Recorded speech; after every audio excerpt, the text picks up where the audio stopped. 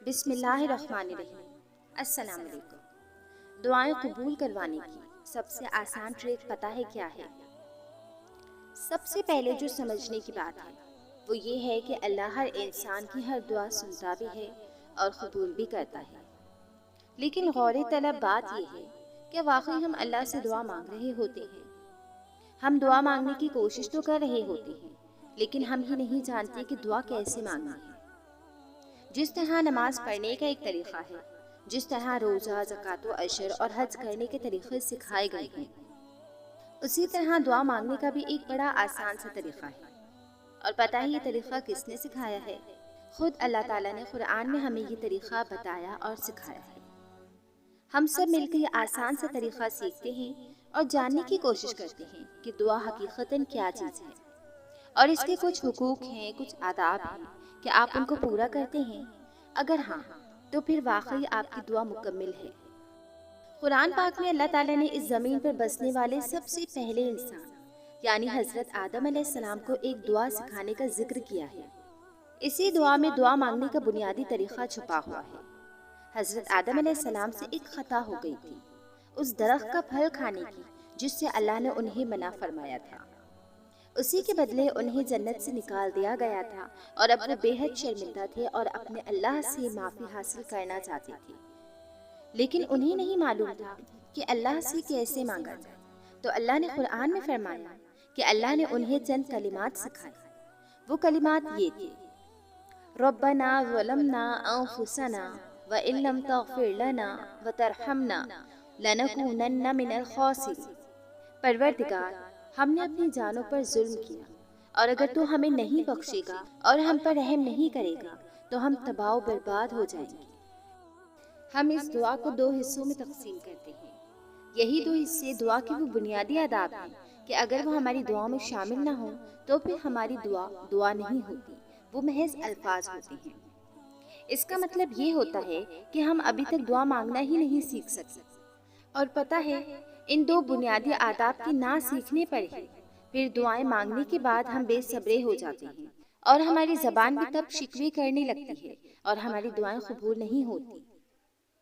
پہلا اسٹیپ جو دعا کا بنیادی اور اہم حصہ ہے وہ ہے اپنے آپ کو قصوروار ٹھہرانا، اپنے آپ کو کٹہرے میں لا کھڑا کرنا اور دیکھنا کہ آپ کی کیا پوزیشن ہے، آپ کون ہیں۔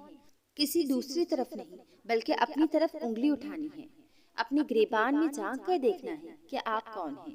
جیسے ہم حضرت آدم علیہ السلام کی دعا میں دیکھتے ہیں کہ ربنا ظلمنا انفسنا، اے ہمارے رب، ہم نے اپنی جانوں پر ظلم کیا۔ حضرت آدم کو معافی چاہیے تھی، وہ کہہ سکتے تھے کہ اللہ مجھے معاف فرما یا میری مغفرت فرما، لیکن نہیں، اللہ نے انہیں کچھ اور سکھایا۔ اللہ نے کہا کہ کہو میں نے خود اپنی جان پر ظلم کیا۔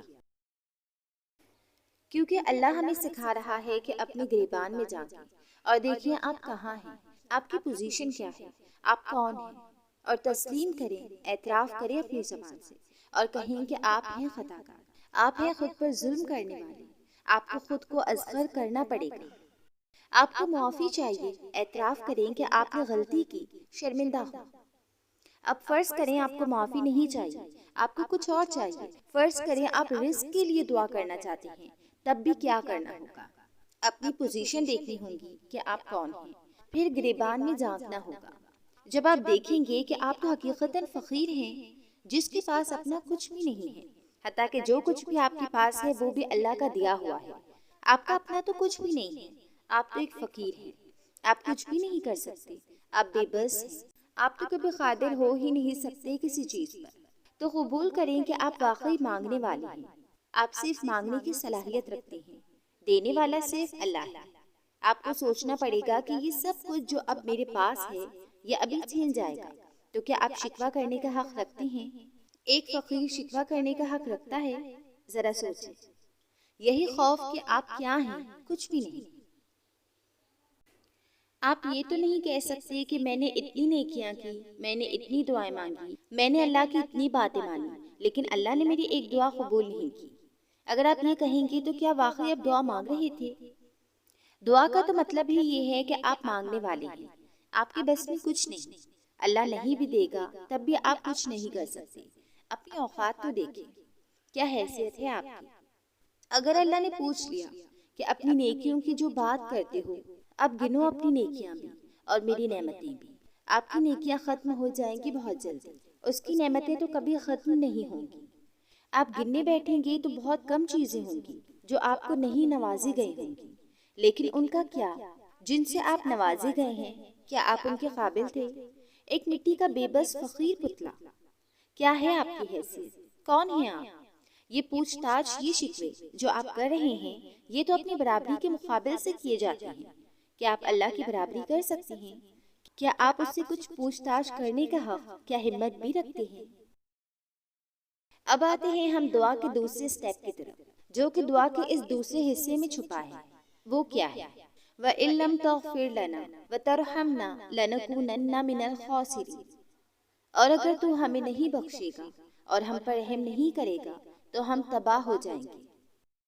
آپ نے اللہ کی پوزیشن بھی دیکھنی ہے، اس کا اعتراف بھی کرنا ہے، اور اپنی دعا کو اس کے بغیر آپ مکمل ہی نہیں کر سکتے۔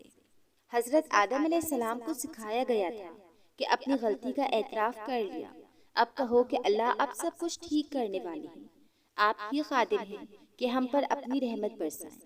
گو کہ ہم فقیر ہیں، اگر آپ نے ہم پر نظر کرم نہ کی تو ہم تباہ و برباد ہو جائیں گے، لیکن اللہ آپ کی قدرت رکھتے ہیں کہ معاف کر دیں اور عطا کر دیں وہ چیز جو ہم آپ سے مانگ رہے ہیں۔ حضرت آدم کو کیا چیز چاہیے تھی؟ معافی۔ آپ کو بھی کوئی چیز چاہیے تو آپ کو اللہ کی پوزیشن محسوس کرنی ہوگی، اس کا اعتراف کرنا ہوگا۔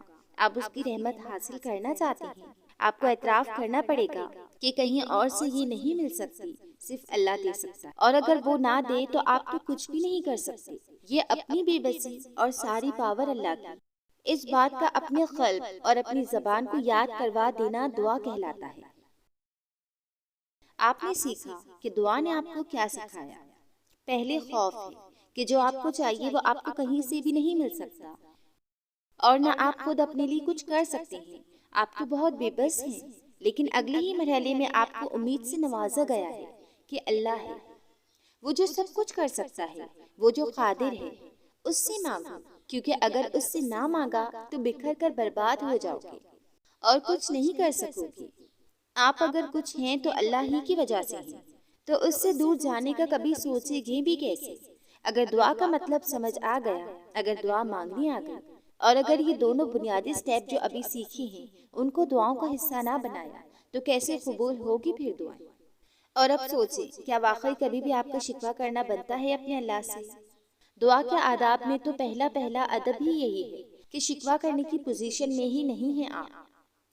جب رسولوں کو یہ آداب سکھائے گئے تو پھر آپ کون ہیں کہ شکوہ کر رہے ہیں؟ آپ قرآن کی کوئی بھی دعا دیکھ لیں، کسی بھی رسول کی دعا، ہر دعا میں آپ کو یہی دو آداب نظر آئیں گے۔ اللہ نے بھی تو انہیں یہ سب اس لیے سکھایا تھا نا کہ ان کی دعا قبول کی جائے۔ آدم علیہ السلام کی معافی قبول کرنے کا طریقہ یہی سکھایا تھا نا خود اللہ نے انہیں۔ تو اگر آپ بھی دعا مانگنا سیکھ جائیں گے تو آپ کی دعائیں کیسے قبول نہیں ہوں گی؟ اللہ نے صرف ایک ہی شارٹ ٹرک ہی تو سکھائی ہے ہمیں دعائیں قبول کروانے کی۔